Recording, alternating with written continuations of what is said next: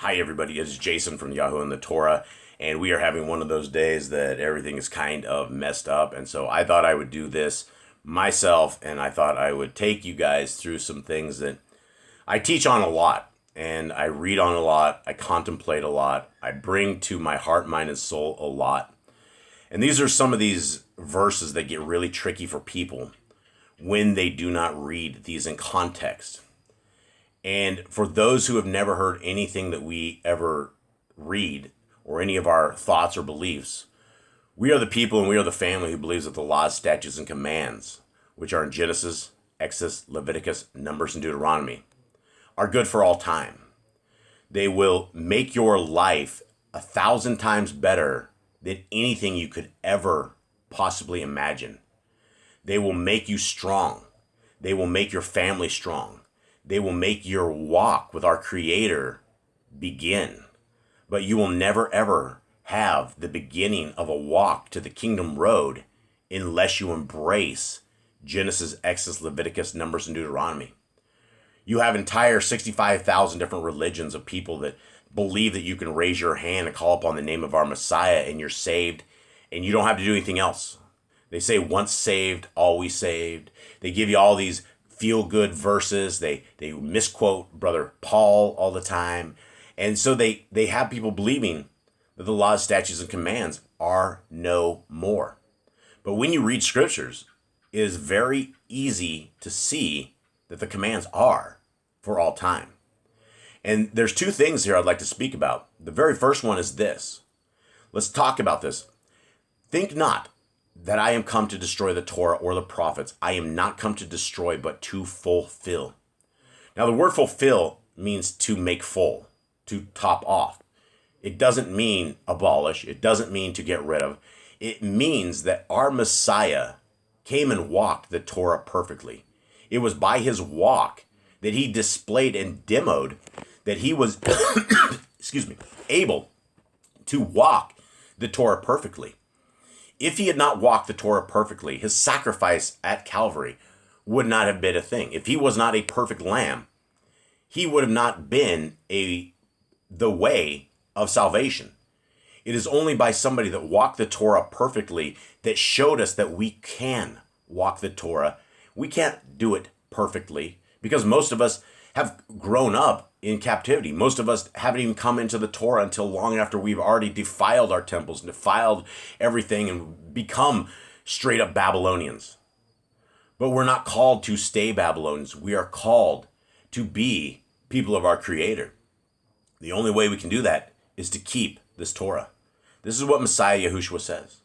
For amen I say unto you, till heaven and earth pass, one jot or one tittle shall in no wise pass from the Torah, till all be fulfilled. Guys, it says heaven and earth will pass away before the Torah, before one period, before one dash, before one iota of a character is gone of the Torah.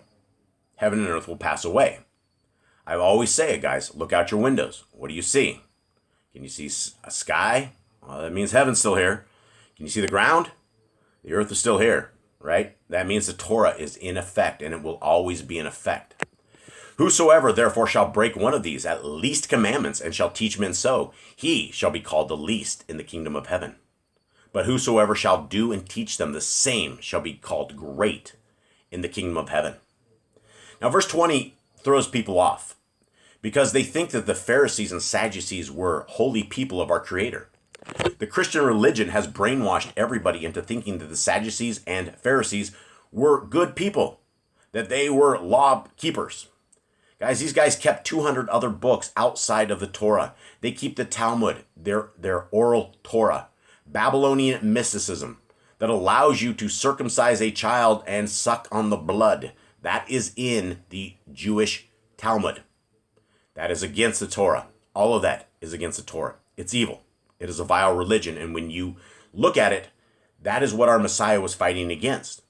So 20 says, for I say unto you that except your righteousness shall exceed the righteousness of the scribes and the Pharisees, ye shall in no case enter into the kingdom of heaven. So when the scribes and the Pharisees did not have righteousness, so it's not going to be hard to exceed the righteousness of the scribes and Pharisees, the Parashim. It doesn't take much. In fact, it takes us obeying the laws, statutes, and commands and not adding to and violating Deuteronomy 4:2 if we do such a thing. Deuteronomy 4:2 says we do not add to or take away to the Torah.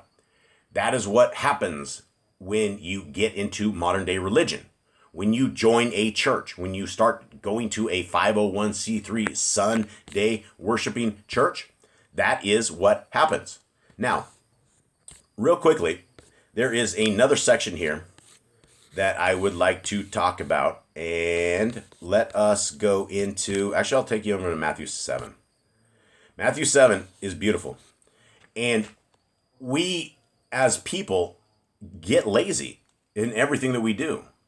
But Messiah Yahushua, and for those who say they are Christians, to be a Christian, you would be a follower of Christ, Mashiach, Yahushua, right? You would do what he does. Well, he did the Torah because he says his will is not his will, but the will of his Father. He says he could keep it. In fact, he says, if you love me, keep my commandments. And the Christians will say, well, Jason, there's only 2 commandments. Love God with all your heart, mind, and soul, and love your neighbor as yourself. And that is not what it just said. It says, what is the greatest commandment? And that is correct. That we need to love our Elohim Most High, Yahuwah, with all our heart, mind, and soul. That we are sick when we break the Torah. That we are sick when we do evil against our Creator.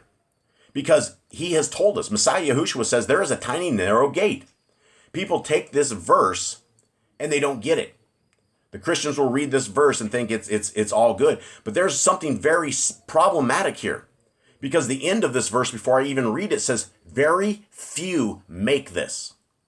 Now, if there's 3 or 4 billion so-called Christians in the world, that's not very few.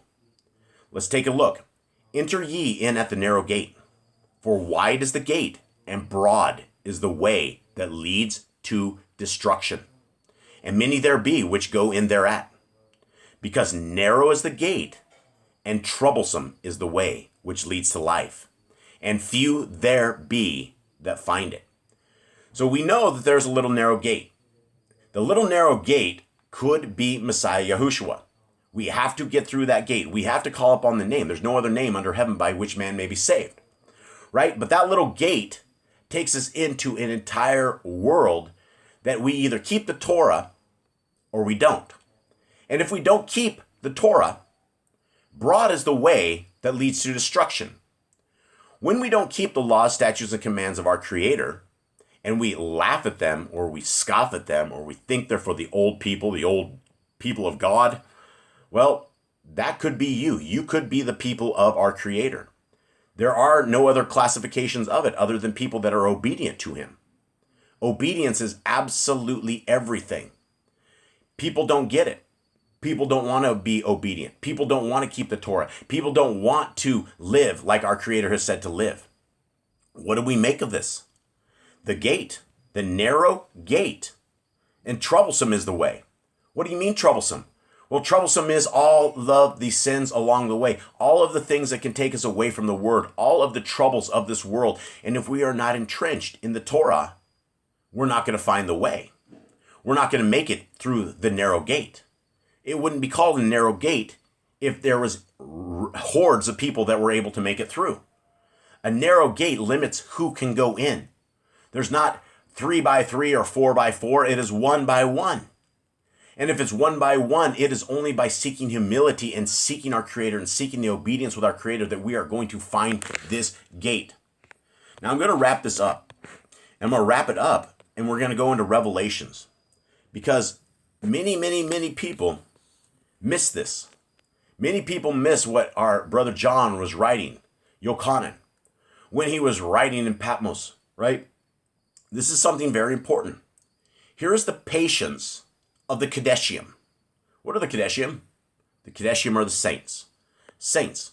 We could all be classified as saints. I don't think that I'm a saint. I am going to attempt to work to sainthood. But if you guys think that I'm saying that I'm holy in any way, I'm not. I'm the biggest sinner among all of you guys. But I realize that I live in sin, and I realize that I need a redeemer, and I realize I need the Torah more than anything. Because if I don't have the Torah, then I've lost my way, and I've lost the path to my Creator. I've lost my chance at the kingdom road. So here's the patience of the saints. Here are they that guard the commandments of Elohim and the faith of Yahushua. Guys, it's not a set and forget. It's not a raise your hand at 8 years old. It's not a once saved, always saved. There takes two things to make this kingdom. It takes us being able to get through this tiny little gate that most people are not able to get through.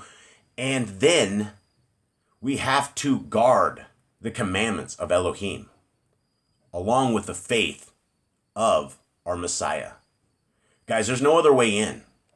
There's no other lessons that should be taught. There's no other Romans road to salvation. There's none of this. There is a small gate. There is obedience to the Torah. The Torah that is Genesis, Exodus, Leviticus, Numbers, and Deuteronomy. For those who have never read it, guys, please read it as a love letter to you. Read it as a love letter from the Creator to you that says, here is how to be my child. And then you can be his child.